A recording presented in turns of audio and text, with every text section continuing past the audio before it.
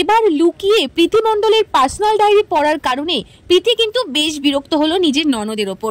কিছুদিন ধরেই প্রীতি আর প্রীতির ননদের মধ্যে যে গন্ডগোল চলছে সেটা তো কম বেশি সকলেই জেনে গেছো, কিন্তু এবার প্রীতির ননদের কাণ্ড কারখানায় প্রীতি বেশ বিরক্ত হয়েছে।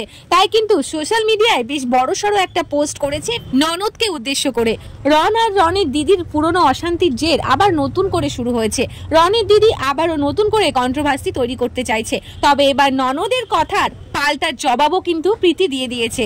তবে সেটা ভিডিওতে পোস্ট না করে কমিউনিটিতে লেখার মাধ্যমে পোস্ট করেছে। ননদকে উদ্দেশ্য করে প্রীতি লিখেছে, নিজেকে সঠিক প্রমাণ করার জন্য এতটাও নিচে নামবেন না।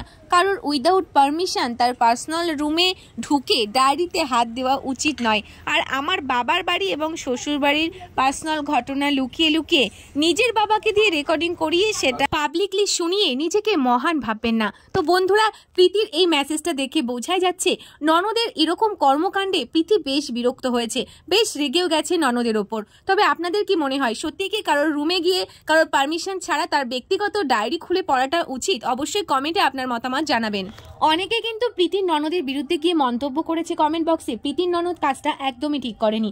কারো পার্সোনাল ডায়েরি তার পারমিশন ছাড়া কখনোই পড়া উচিত নয়, সেটা নিজেকে প্রমাণ করার জন্য হলেও নয়। তো বন্ধুরা, আপনাদের কি মনে হয়, প্রীতির ননদ কি কাজটা ঠিক করেছে?